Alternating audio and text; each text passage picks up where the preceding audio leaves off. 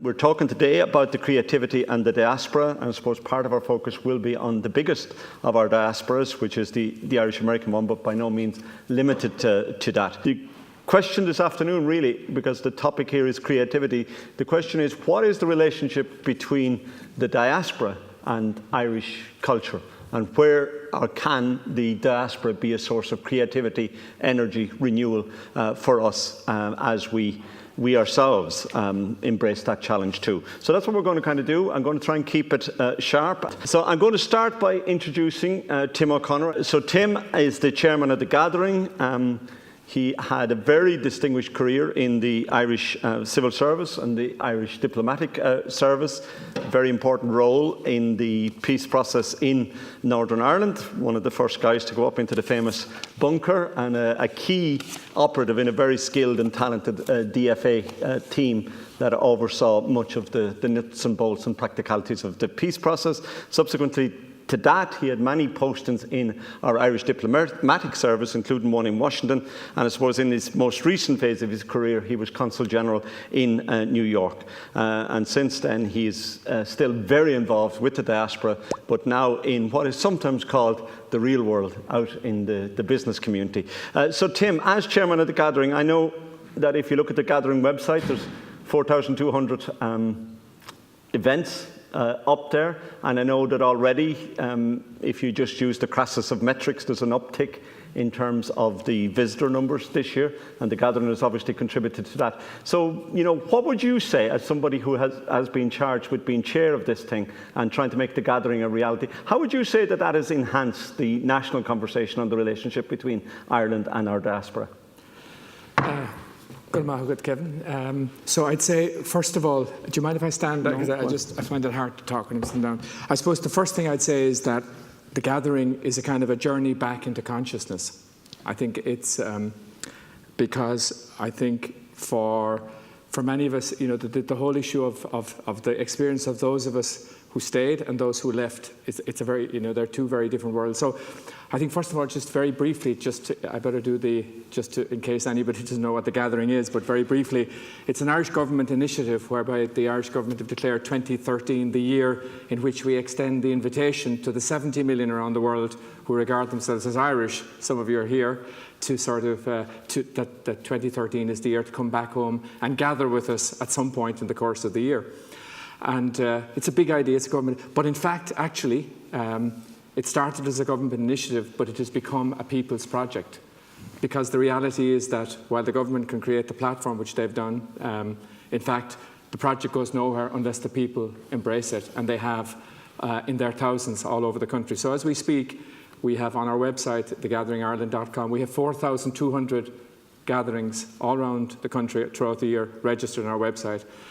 And as I say, that isn't 4,200, just 4,200 weekends and events. That's 4,200 committees, months on end, preparing, planning, worrying, getting together and inviting. And in my own family, I'm the eldest of a family of 12 from West Limerick. We've decided to have a gathering of my mother's side of the family. My mother sadly passed on a couple of years ago.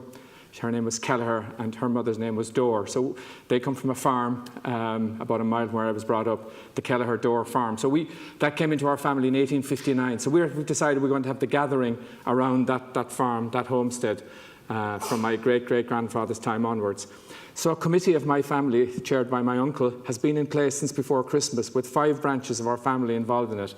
And we have about 120 people due to come for the gathering in the middle of August from the US, from the UK. I have cousins in the UK that 6 months ago I never knew existed. That's what The Gathering is doing just in my family. That's so it can't be, so there's and that's being multiplied right across the country. So I think there's Kevin, that's a long-winded West Limerick answer to your question. I think there's a huge consciousness process happening. Because the moment you begin to, a committee of a family in Limerick or Galway or start to plan something, it starts to get complex. So where do we draw the line? Who do we invite? Who do we not invite? How do we do this? And suddenly you're starting to think about, and then you're conversing with them. What do they want? What do they want from this? And I suppose my big learning, my epiphany was in terms of the power of the whole diaspora piece was 8 or 9 years ago when I first got to know these good people, Micheál and Aidan in New York. I was Consul General of New York. and I saw for the first time front on the extraordinary power, which I would actually describe as nuclear, of our diaspora. And I hadn't been conscious of it. There's the word again, back here at home. And I came away from New York 6 years ago thinking, my God, there's something huge here. But I think what has happened now is, in fact, that the gathering is giving us a chance as the people of Ireland to begin to turn and focus on all of that. And it's actually very profound what's happening. And so in terms of, and my big personal learning in the past year, up to now, I would have thought that the whole focus of diaspora is, in a sense, out there. Frank Costello and all the guys, the whole world out there, the role of it. But in fact, the centre of gravity of this relationship rests actually here in Ireland. Why? Because we who live in Ireland are the custodians of the shared home place and the heritage. It is we, not the diaspora, who get to decide what the notice is that goes on the gate, whether it says, keep out, don't care, or welcome home. And I think that what the gathering has shown is that actually, in fact, it is absolutely about welcome home. And there's a consciousness starting to come to that. So I know people, I know that you can throw the controversy into it, and my good friend Gabriel talked about sham and shakedown, and I think that's great because it starts the conversation, and it gets the conversation going. But I actually think it's that the time has come now. Perhaps it's got to do with, I don't know why it's right now, but there's a time and a tide happening right now where there's a focus taking place in terms of a new understanding of the existence, of the piece. And if I could just one other piece just to add, we're also celebrating the 50th anniversary this year of the visit of JFK and sadly the death of John F. Kennedy. And a couple of weeks ago, the 35 of the Kennedy family came to Wexford for that piece. So obviously this is a very big year in the Kennedy family. And Douglas Kennedy, the son of Bobby Kennedy, the youngest son of Bobby Kennedy, was part of that gathering. And he said two things which were reported in the Irish Times about 3 weeks ago, and they really rocked me. First of all, he said that the 4 days of the visit of John F. Kennedy were the 4 happiest days in his life. And that's a pretty big thing to say about a guy who'd been president of the United States and all he had been through. And the second thing Douglas Kennedy said was that in those 4 days, John F. Kennedy came to himself. He came to himself. Now, to me, that really stopped me in my tracks. What does that mean? And could it be that this 46-year-old, most powerful man in the world, who had been through, he'd been there, done that, everything, in a farmyard in Wexford, a piece of himself that was missing, slotted into place? And I was telling a scholar friend of mine, an Irish-American scholar friend of mine this last week, who was visiting Dublin last week, hadn't heard anything about this Kennedy gathering. And when I told him that phrase from Douglas Kennedy, he practically shuddered in front of me and he said, my God, he said, I'm a Kennedy kid. I was formed by that generation, he said. And we all knew that when Kennedy came back from Ireland in 1963, had 5 months to live, that he was changed. Something happened. He was more mellow, he was more relaxed, he was more at peace with himself. So my friend, the scholar, said, perhaps, that what Douglas Kennedy's observation, that in those 4 days JFK came to himself. Now, the insight that gave me was that maybe it wasn't just JFK who came to himself during those 4 days. Perhaps we, the people of Ireland, did as well, because 4 decades after independence and not much to show for it, coming off the back of another terrible decade of immigration in the 50s, we were, to a certain extent, wandering around in a circle, you could say, and going nowhere. And then suddenly, out of the Atlantic, across the Atlantic, comes this extraordinary figure, most powerful man in the world, and he is one of us. And in his face, we saw the possibility of ourselves. And so in some way, we too came to ourselves. So that is potentially what's available, I think, in a new consciousness in the relationship, whereby we become the custodians of that shared home place, the custodians of the place, of the missing piece, of those who have left. And they perhaps, in a globalized global world, become our pathfinders and support. I'm also involved with a project called Connect Ireland, which is mobilizing the diaspora to become eyes and ears to companies around the world looking for a European base. And this is a project set up just about a year ago. And yesterday the Taoiseach announced 75 more jobs around Ireland, Port Arlington, Kinvara and Longford out of that.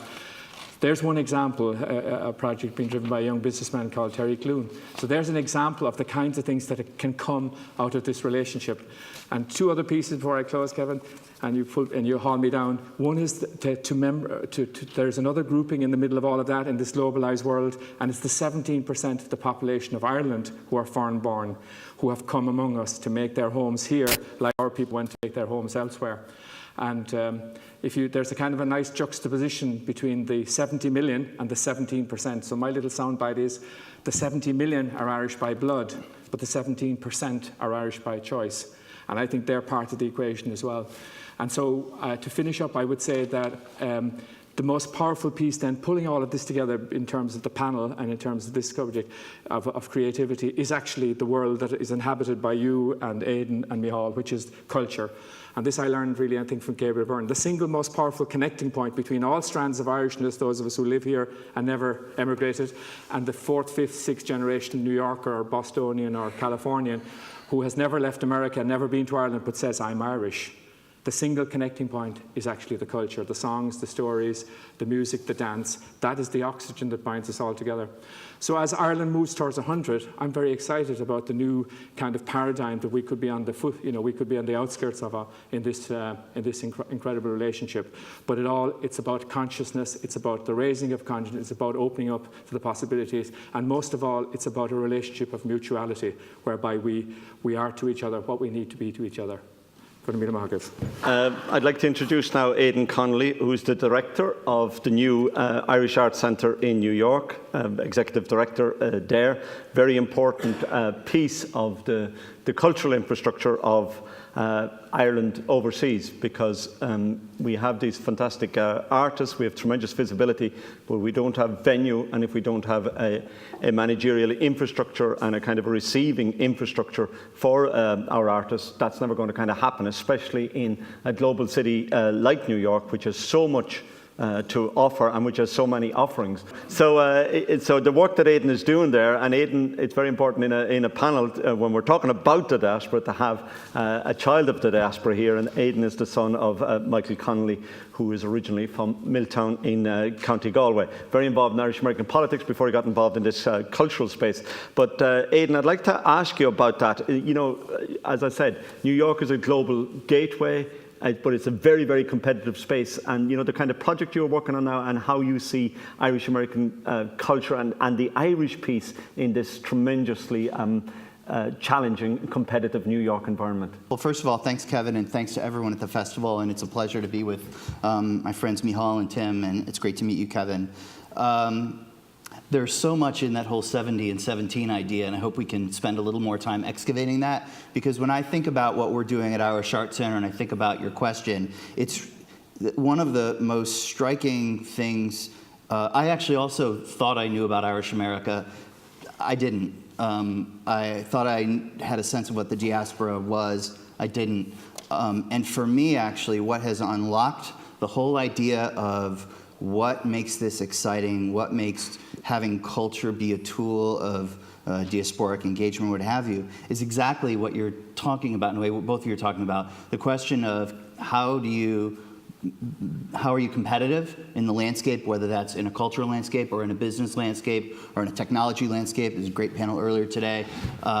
But also, how are you speaking to diversity? How are you managing that sense of diversity? And how are we evolving Irish America from, in my context, my parents were new immigrants, came to the States as strivers. I'm different. That's just not what speaks to me. And what speaks to me is actually, just in a roundabout way of answering your question, when I grew up, I was sort of forced to listen to traditional Irish music on the radio. My father was from the west of Ireland. Every Sunday afternoon, it was on the radio, and it was something that my brothers and I were sort of forced to, you know, endure, like anything that your parents do that you're not particularly interested in.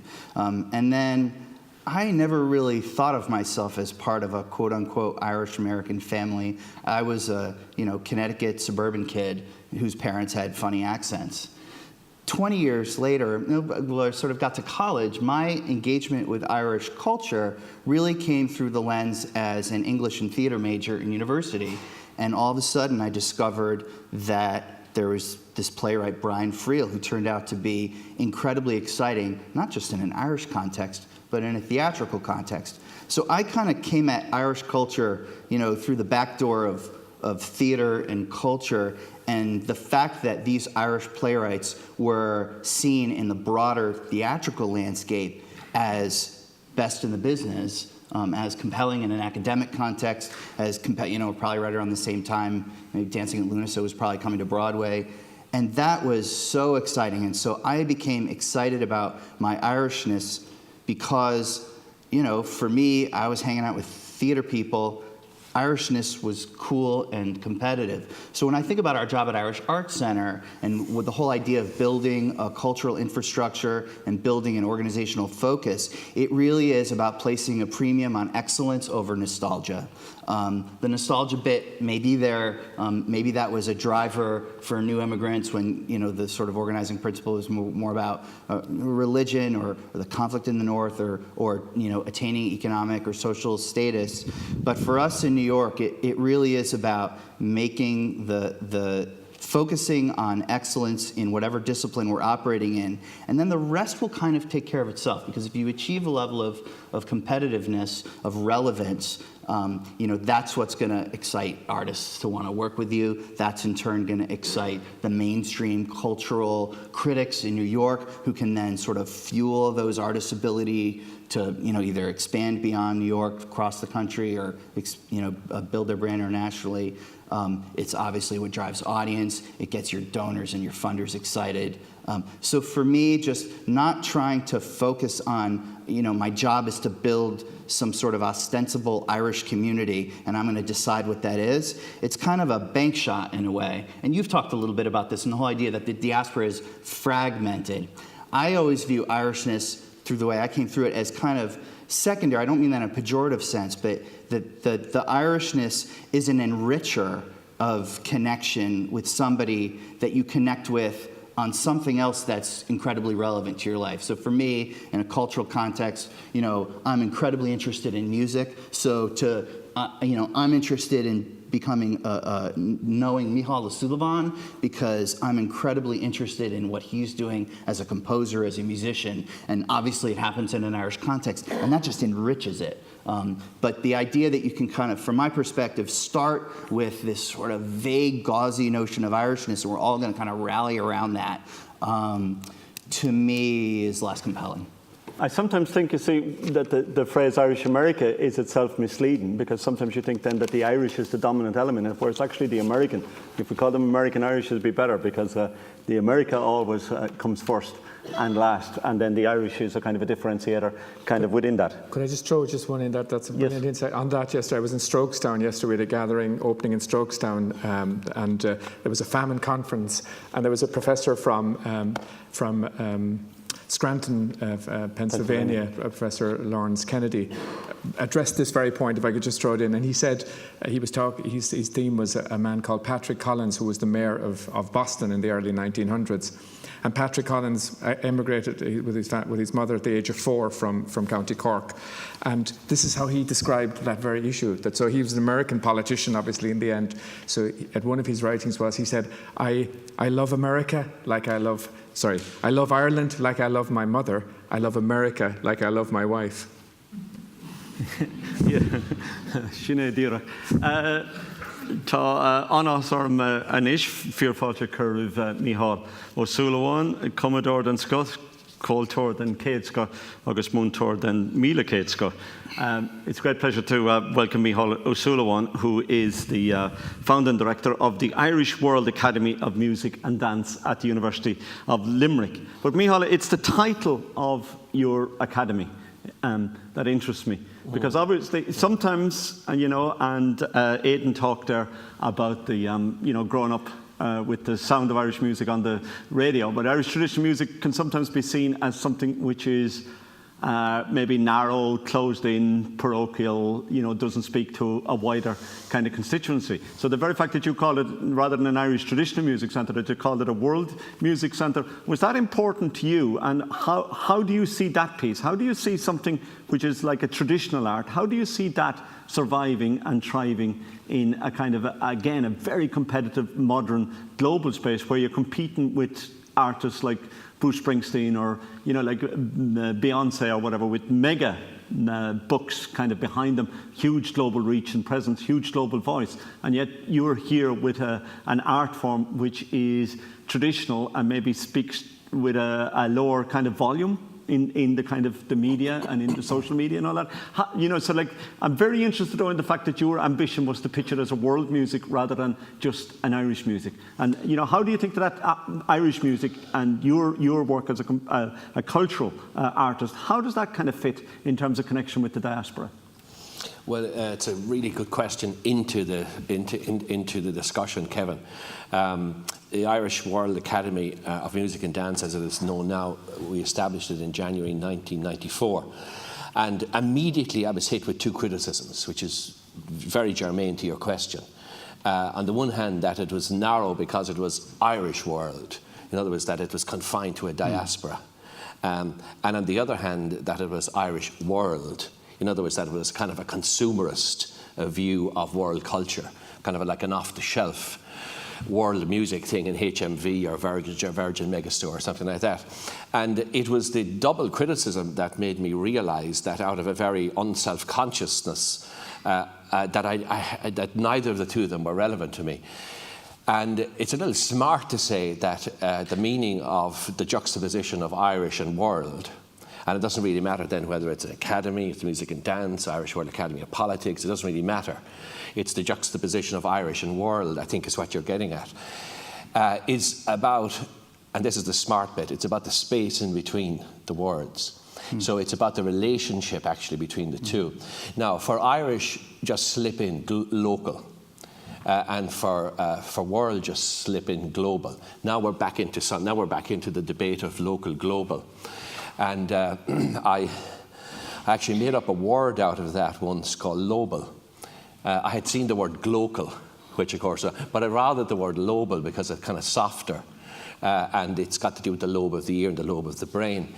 And to me, lobality or lobalism, or the act of being lobal, was living in the times that we have now entered, just started to enter, which has got to do with this technology and everything else, and the postmodern world in a way that's turned everything up and in and upside down, has taken the centre out of the centre and redistributed it more widely. So to me, the Irish World Academy is about globality. Now, in actual fact, it's commonly misunderstood that the unit at the University of Limerick is about traditional arts. It's not actually. That's only 2/11 of what we do. But we make a big noise about it because we're, I suppose, world leaders in it in terms of performing arts education in the higher education sector. But and it wasn't about viewing music as a world music. It was actually about recognizing that it was possible to create another beacon of light, which in this case was positioned in Ireland beside the River Shannon, that could take its place with many other hundreds of beacons of light that were going on around the world that were addressing issues of the local and the global.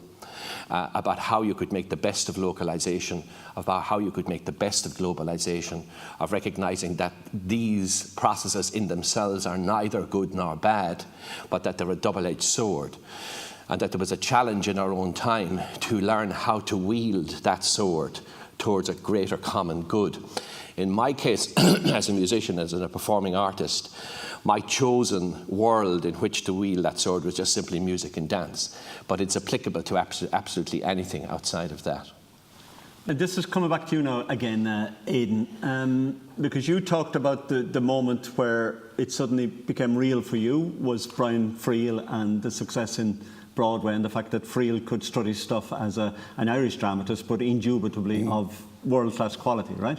And that that gave a kind of a stature and an integrity to being interested in Irish theatre, right? Now, here's my question about this. In the 1990s, when a lot of this stuff happened, the 1990s was the decade of the peace process. It was the decade of the beginnings of the Celtic Tiger. It was the decade when Irish studies programs started in places like my own institution in Notre Dame, but also in NYU, New York University, there was a lot of re-engagement with Irish culture. It's when, for the first time, say, Irish American business people, famously over half of the Fortune 500 began to claim to be Irish American. Irish America, Irishness had an intense global cachet at that stage. U2 became the biggest stadium rock band. Liam Neeson and others began, to really be leading, some of the leading people in Hollywood, right? So like Irishness in the 1990s was very fashionable, very high profile, but it also had this other kind of thing to it, which was, the peace process and the whole kind of resolution of the Northern Ireland problem. Now, then it looked, if you come to where we are now in 2013, the global spotlight, it's almost as if it's kind of moved on. You could say, even for things like Irish studies and stuff like that, like now maybe people are more interested in studying Afghanistan than they are Ireland. Ireland looks like it's kind of over. We've done that. The global spotlight has kind of moved on. People are interested in other cultures now. And, we were lucky, let us say, in the 1990s and, in this generation that we had these great cultural leaders like, say, Friel in theatre, McGahern in the novel, Heaney in poetry, and he won the Nobel Prize in 1995. Well, would it be a concern now, can we continue to produce cultural artists who have that degree of heft on the world stage, right? And, can Ireland itself expect to retain that kind of place in the spotlight that it had, that golden moment from the 1990s up through the early 2000s? Or do you think that phase has kind of come and gone? Would you be worried that we'll never again reach that level of eminence? And then the question is, does that matter? There are two questions, right? You said the enduring heft, right, which is a separate question from, spotlight, page one popularity. And I think, I guess you have to, from my perspective, you need to separate the two and say, okay, so there's spotlight popularity over here, which is like, catching lightning in a bottle with the Eurovision Song Contest and every other example. And then there's enduring heft. And from my perspective, one kind of feeds the other in a way. And how do you harness the spotlight popularity to then, build and extract value and invest in what's really important from my perspective, which is enduring heft. And enduring heft, just look at this festival. And look at festivals like it around the country, and look at the work that Culture Ireland did to export some of the most exciting cultural work around the world that is sort of seeding lots of relationships that and lots of collaborations and lots of innovation culturally that aren't going to necessarily be on the cover of the New York Post with, somebody like dancing across Radio City Music Hall with his shirt off. Like it's just going to be different. And from my perspective, the former piece, the enduring heft question, is something that we can just kind of, do what you have to do and work on, right? And kind of break it down and say, what are your opportunities across each discipline? How are we differentiating ourselves across each sector, what have you? And where can we invest? Where should we be, pulling, value from one to fuel the other? And it's a controllable thing. So I don't. I think the sort of Riverdance phenomena, but you had, you have, the Brian Friel question. In a way, it's even more exciting now because if you look at the Broadway, you look at the New York theatrical landscape. I guess Friel, Lunas was maybe 94, 95, maybe the year wrong, but maybe 10 years later, Gary Hines became the first woman to win the Tony Award for Best Director of a Play on Broadway, which was equally or even more groundbreaking. I think, Enda Walsh, just the, winner of a Tony for the book for once after having, following its incredibly innovative career as one of Ireland's most sort of, experimental playwrights in terms of idiom. Marco Rose, this amazing production of Howie the Rookie running at this festival. So, I think we're chock-a-block. I just think, more. Let's, Yeah, okay, that's a very positive response. Micheál, would you feel the same about the position and the visibility of Irish traditional Well, music? this is what I feel. Before we came before the audience, you mentioned something to us upstairs that you were hoping that we wouldn't agree with one another, and this is very disappointing for you now, and I got to say, because the biggest it isn't that I'm not willing to have a good scrap with Aidan or Tim, but the two things that are standing out to me in the conversation so far is Tim's 70-17. By the way, we mustn't make the mistake of talking about America all the time. We're not talking. This is not about America. It's about diaspora. So it is global. But the juxtaposition of the 70-17 to me is like absolutely vital in this discussion. That it's about an energy out and an energy in. And to me, that is also picked up by Aidan's point about how he came to that sense of Irishness through, I won't say rejection of it, but a pushback from it, and then coming in through the wider theatrical experience, which had nothing to do with Irish. Friel just happened to be Irish. The point of connection, as he's explaining for him, was about the actual creative fertility of what Friel was about. And when he hit it in through that door, that's the way he came in. Suddenly, to use the JFK one, he came to himself, in a sense, picking up on Tim's point there as well. But you know, I'm also interested in the fact that this is called Thicker Than Water. And I was thinking about that. Obviously, it's called Thicker Than Water because that is a section of the phrase blood is thicker than water. And in a way, we're discussing about whether blood is thicker than water. And it's very interesting that that title was actually picked on it. And I checked it out, and it seems to be actually a cut down of an older Jewish phrase, which is actually the opposite, which is the blood of the covenant is thicker than the water of the womb. Now, just say that again. The blood of the covenant is thicker than the water of the womb. So the notion then of covenant is actually also comes from to convene, a convocation, a gathering. Anything that has got to come together is a particular kind of an oath. It's a particular kind of a utopian promise. It's a sense of something that's actually in the offing, that's about to happen.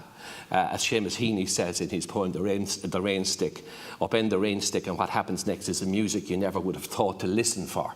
Now that's the heft, that's the thing that Aidan, I think, is talking about. That's what you're going after.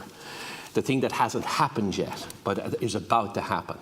And about the increased poetic sensibility of that so that it does actually happen. And this is where new work comes from. This is where new ideas come from. And in the blurb of Thicker Than Water that's on the Arts Festival website, it says, with creativity lauded as being at the core of the Irish psyche, I ask the question, can networks based on ideas and bound by family and heritage transcend geography to help shape Ireland's future? Now, the three important words there are family, heritage, and geography. And in a way, they all, in a sense, represent blood. You know, but you can only make sense of family by going outside it. That's the only way you can make sense of it. And heritage, you have to make something of it. It's absolutely dead if you just receive it. And the third point is geography, which really means local geography here, I think, as it's used, that you have to travel beyond it to understand it. So in a way, those processes by which we take the blood and make something of it, to me, is the water. Now, I wonder then, is water more important than blood? And I don't think it's actually that particular binarism. It's a kind of a new binarism. It's a way of looking at blood and water, the 70 and the 17. The Irish by blood and the Irish by choice. Very interesting way of putting it. Because people who come into Irish music don't, as we know, increasingly don't need to be called Murphy or Sullivan or Collins, you know. And I've met musicians who haven't even been to Ireland, who play Irish music, Irish trad music I'm talking about, with an incredibly convincing Irish accent. Yeah. So the Irish by choice piece, because again, you know, if you start looking at Irish America or Irish Australia or anywhere, right? But let's just talk about Irish America for a moment. You know, there is this thing that they call ethnic optioning, which is that a lot of people have multiple descents and genealogies. But if they have, say, like 5 or 6 different backgrounds, there is that tendency to prioritise the Irish one.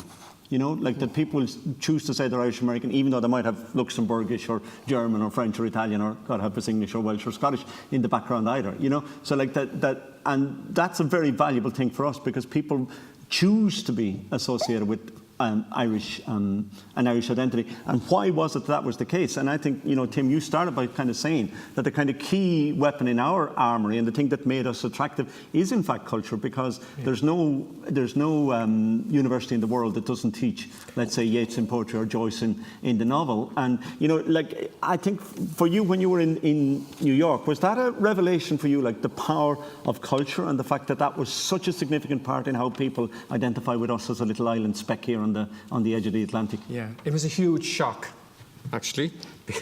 So it's 2005. I'm a civil servant representing the Irish state, and I was 33 years in the public service when I arrived in New York. And like any new professional going to any new job, first thing I kind of check the pulse on what's putting Ireland out there in my new posting. And the answer is there's only one thing putting Ireland on the map significantly in New York, and it's these guys. It's actually what these guys do. It's what you just said. It's the latest Friel play getting a half page in the New York Times. It's a witty take on New York life by Frank McCourt, sadly since passed on. It's an interview with Liam Neeson, Gabriel Byrne, whatever, bang left. So 80% certainly of the coverage. So I did a crude metric. I said, I just sort of checked the Sunday edition of the New York Times. Is there an Ireland story in the Sunday edition of the New York Times? And I discovered about 3 Sundays out of 5, there's an Ireland story. And about 8 times out of 10, that's a culture story. That was a huge shock to me, because guess what? I had not come across the world of culture. 33 years in the public service, it had not crossed my screen in a professional way. So frankly, I was terrified, because here I am, supposed to be representing Ireland, and I'm in a space that I don't have a background in. And if I'm going to be serious as a professional, I got to get into this space. I'm afraid of these guys, because they'll I had this image that I might walk up to this arts kind of person with a long cigarette ash dangling, and they'd say, in the name of Jesus, what would government know about culture? Spare me. And I'd be dismissed in a sort of a kind of a smoke cloud of sophisticated, brilliance. And I see Jim Brown, Mr. President, thank you for having us. The president of NUIG is here with us too. Thanks, Jim. So he understands as well, an engineer. But basically I had to actually make the plunge. And I actually paid tribute to this man here, Micheál O'Sullivan, who came along a couple of months into my time as the esteemed chairman of Culture Ireland. And we were able to have a very direct conversation. And actually, I'd say to the non-arts people here, when you as a non-arts practitioner professional go into the world of the arts, it's a very generous space. So actually what happened to me was I said, okay, I want to play. Now I did have the power of being representing Ireland behind me, but I found a very generous response. And in fact, that was the beginning of a whole opening up. I put culture at the heart of the job, because it's the only way to do it. And incredible things happened, from a professional point of view, but for me personally as well, it has stayed. And that's probably why I'm here today. And now I've a bit more confidence about going into the culture world. But I think Aidan's point is very interesting as well, about that actually it is about the universality of all of this. Somehow we need to break out, and I thank Micheál for that fantastic piece of exegesis there on the covenant and blood and water, because this is actually the thing. And last thing I want to say, Kevin, my bringing in, I wouldn't have mentioned the 17% 7 months ago. Do you know why? Because it was not in my narrative. So one day in January, I put my hand up, I gave a talk on the gathering in Howth, and I thought I'd kind of hit them, I gave it out there. First person that came up was in Donegal, said, "Wow, sir, that was a fine speech. You gave some, I'm very moved." I said, "Oh, thank you very much." And the next person coming up, I'm getting ready to get the plaudits, and it's a Frenchman with a French accent saying, "My name is Pascal. I've been living in Ireland for 15 years. I'm married to an Irish woman. I have 2 Irish children. Your gathering is an interesting project, but it's rather inward-looking and insular, and it doesn't include me." Hello, Pascal. And we began a conversation, and that was the big. And the first thing he sent me, Pascal he does happen to drive a juggernaut. He's a senior manager in Microsoft. Pascal Derian, since become a great friend. He sends me now every 2 or 3, and he doesn't mind. I have his permission to tell you all. The first thing he sent to me was, and I recognise John Crumlish down there, the great CEO of Galway Arts Festival. Thank you, John. He sent me the abstract from the 2011 census, which showed that 17% of the population of Ireland is foreign born, and it's kind of hello, welcome. And really from that moment on, I've had to start including it in the narrative. It's the 17 and the 70 piece, I think, is great to really excavate a little bit. And I'd like to just offer two little points on that. It's not only about the 17 and it's not about the 70. It's the space between them. Yeah. And again, we're lucky, right? Because we do in New York, right? Where I've got 8.5 million people churning through who, a high percentage of whom are culturally voracious, and they're interested not only, we're sort of everybody's sliced and diced into basic ethnic segments, but more than anything else, we want to be surprised and we want to be awakened by something original. So it's not only the 17% who have diversity, it's what does that mean for the other 83? And how does the presence of the 17 and the celebration of the 17 and the nurturing of the 17 and the excavation of the relationship between the 17 and the 70 then deepen the affiliation value for the other 83, right? Stuff. And those 83, because at the end of the day, I love my family and I love people who, my family are largely Irish and I love seeing them. But it gets back to blood or choice. At the end of the day, we make decisions based not on blood, most of us, right? Unless we have really big trust funds. We make our decisions based on choice. And at the end of the day, if you have blood but not choice, I think you're nowhere down the road. And so the 17 and the 83. And one anecdote I'll share is we did a play back in 2006, 7, 8.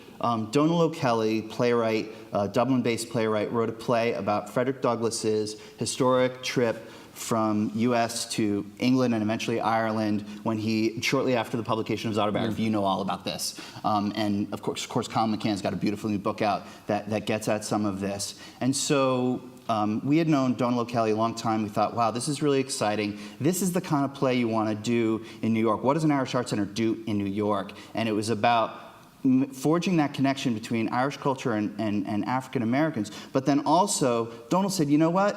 We can do this one more. Let's find an African American playwright who's written about Frederick Douglass, and let's do it in rep. And so we did this whole project. We called it Cambria Douglass.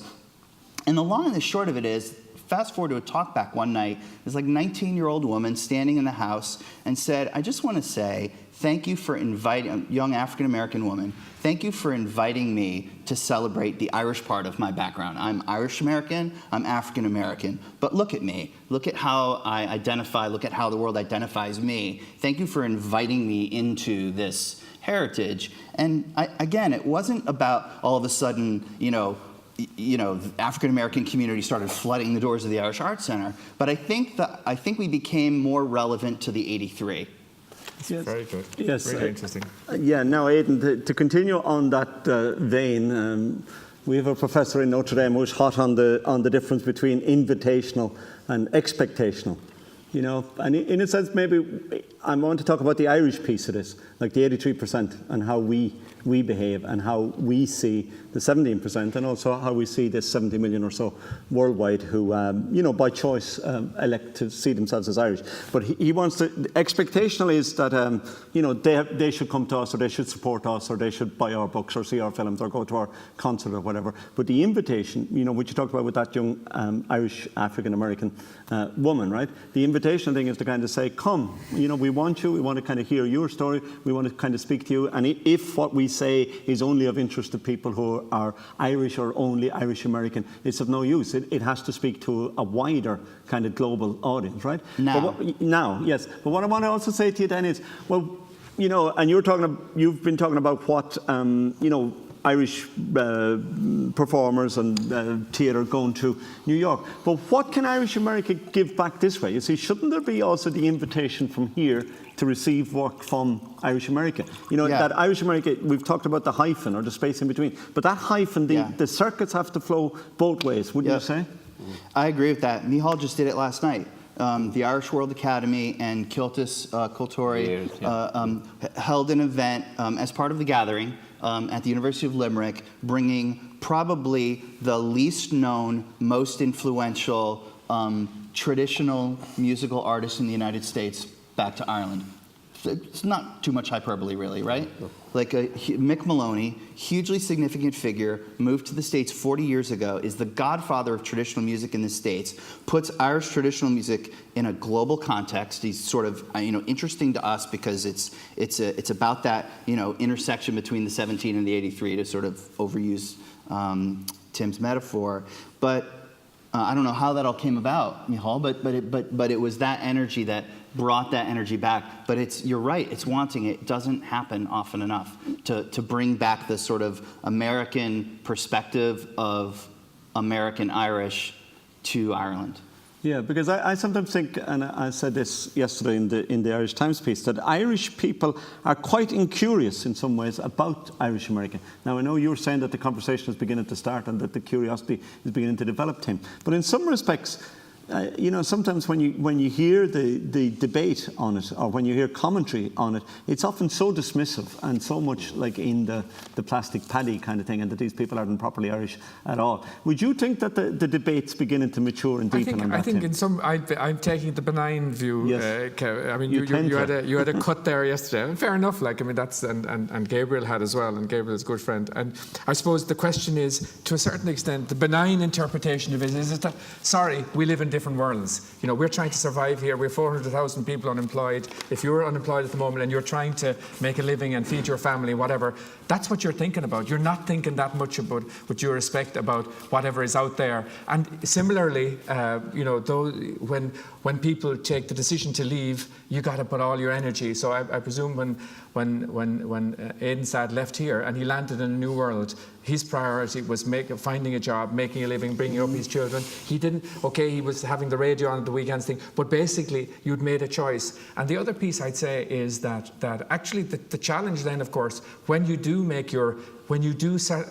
throw in your lot in a new world, that's quite complex as well. Because I heard it yesterday in Strokes Down, various people talking about the challenges, including the Irish who landed in. There was a very interesting talk about the Irish in Canada who arrived, through that Gros Isle and Quebec, and the whole debate then afterwards about were they French, because a lot of the Irish who landed in Canada were adopted by French Canadian families, and then there was this whole debate about English Canada, French Canada, and which were they, and how do you choose? So I think that's a part of the complexity as well of the journeys of, are you now an American? And, are you now an American? And for me as a Consul General, one of my epiphanies as Consul General in New York 8 years ago was discovering, actually, be careful about talking about Ireland to friendly sons of St. Patrick, because they mightn't be that interested in Ireland as such, except they're passionate in declaring that they're Irish. So that was a bit of a learning curve for me, because I get my speech wrong if I go in and start talking to them about Ireland this, Ireland that, Ireland the other. They're very interested in their Irishness as Americans. So those are the kinds. So to be honest, to a certain extent, part of the reality is, let's be blunt, they're different worlds. And I think what we have to do is, in a mature way, start kind of finding ways to build the bridges in a way that benefits both sides. And in life, that's about, how can I do something that's interesting to you and valuable to you, and what is that? And the last thing I just say, well, I have to think before I throw it over, I think that the bit about the 17%, let's face it, we're still just on the beginning of a journey here. And I've put my hand up. How many of us here would actually have sat down with an African member of the New Irish, in terms of thing? But right now, at the moment, we have a few thousand people every month going through becoming Irish citizens. And credit to Alan Shatter and the government, they've done a very good job with this new ceremony of welcomes. And they put a very good man called Brian McMahon, Judge Brian McMahon, in charge of the ceremony of welcomes. And Brian, whose father was Brian McMahon, the writer, Brian's kind of thesis in organising these ceremony of welcomes is, bring me your stories. Bring me your story. So there's this whole piece about, and if you ever were at like 3,000 or 4,000 people in the convention centre becoming Irish, and the incredible enthusiasm that they have, but there's still a big long way to go, let's be blunt, before the 83 and the 17 begin to really interact, but it's starting to happen, and I think we've made a beginning. So then it's not just the 83 and the 17, it's also the 70 and the 70 minus X, right? Yes. And I think that the 70 and the 70 minus X, whatever those figures are, is where that, you can kind of abstract from the 70 whatever the 8713, and because I think that's a safe place maybe, or it's a derivative of the original sort of diversity question. You're kind of doing it out in this space where maybe you're a few generations on, or maybe you're less. I don't know, but I think it's a space where contemporary, just in an American context, where contemporary Irish America can come together and create a dynamic of Irish America that's ultimately, I think, going to be more relevant, not only to the Irish person and the immigrant culture or the other culture, but to everybody else who just wants a more dynamic. Yeah. And the dynamic is always about the process. And I think maybe sometimes in the past we've been guilty of kind of having a static idea that like heritage or culture is a kind of a parcel that's kind of passed on from generation to generation and unchanging. Whereas the whole point is the process. It's not a product. It's a kind of a process. And by definition, processes are dynamic. And, Micheál, and following on that, you see, like, so if this thing has any meaning, and you've traveled around the globe representing Irish culture and playing and performing with many artists from many different cultures, right? How has it transformed you personally? If you look at yourself now with the life you have now and the experience, what is it that has been transformative from you from contact with the diaspora? Well, it's not so much contact with the diaspora in my case, it's contact with humankind across national boundaries. So I'm much more interested in the global than the international in that sense.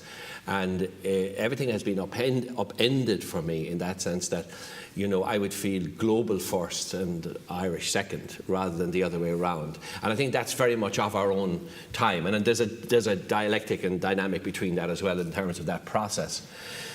And you are quite right. People of my generation received the notion of heritage mainly through the school system, but also generally in society, as a packed up, tightly knit, untouchable, unshakable package, like a lump of ice. And of course, you are quite right. It's actually about the process. So the role of culture in that sense, the role of cultural transmission and expression. Let's throw out the word culture. The role of human expression, of giving voice to who and what you are. Whether it's through the so-called arts, or whether it's through scientific invention, or whether it's through good conversation, or whether it's through good business innovation. It's all the same thing, ultimately, in the end. It's giving voice to the part of yourself that comes to yourself, to pick up again on Tim's point. So when you melt ice, you get water, and I'm back to blood and water again here. So when you melt ice, you get water, and what you have with water, inevitably, is flow. And that flow, in a way, is part of, again, what Seamus Heaney calls the spirit level.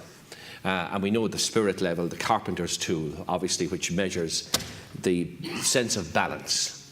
And it's about somehow or other finding a sense of balance between blood and water, between the 70 and the 17. In a way, between the seeding, which comes from the diaspora, because the diaspora comes from the Greek meaning to scatter about.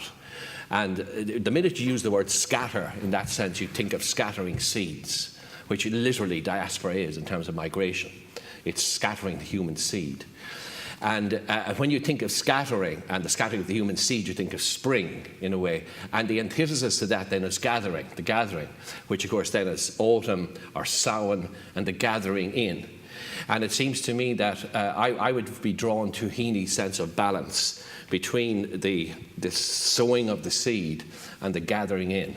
And the two are actually there. Now, in the discussion we're having here, it's represented, it's embodied by us being welcomed in other countries, not least North America, in our scattering.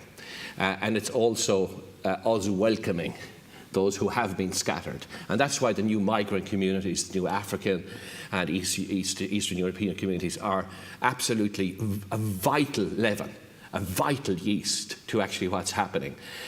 And I don't mean to be patronising, but I would so commend Tim for the inclusion of that very, very important ingredient in baking the gathering cake. Thanks. And one last thing for me just on that is that that's a challenge, actually. I put my hand up. I didn't see it at the start. Actually, sorry, I'd like to claim it, but it was actually kind of the 17% beginning to force their way in. And I love that, and I think that's great. Now, I give myself one bit of credit. I didn't go defensive. I was a bit shocked when it was thrown at me, but I didn't go defensive. So I think peace, and that's I learned in New York in a way, is that something is going to come out of left field around the corner of 42nd Street and hit you in the face of something different. Yeah. And you can either go defensive and say, whoa, I didn't see that coming, but that's interesting. Let's have the conversation. And last thing I'd say is that actually, if the gathering has, and I love Micheál's kind of this capacity to be able to kind of explain it to us, is brilliant there, which is that if the gathering has a power, it is that actually it is creating the space where consciousness and conversation can begin around these things. And the first requirement of good action is good understanding. Well done. Good job, guys. Thank you, Kevin. Well done, you.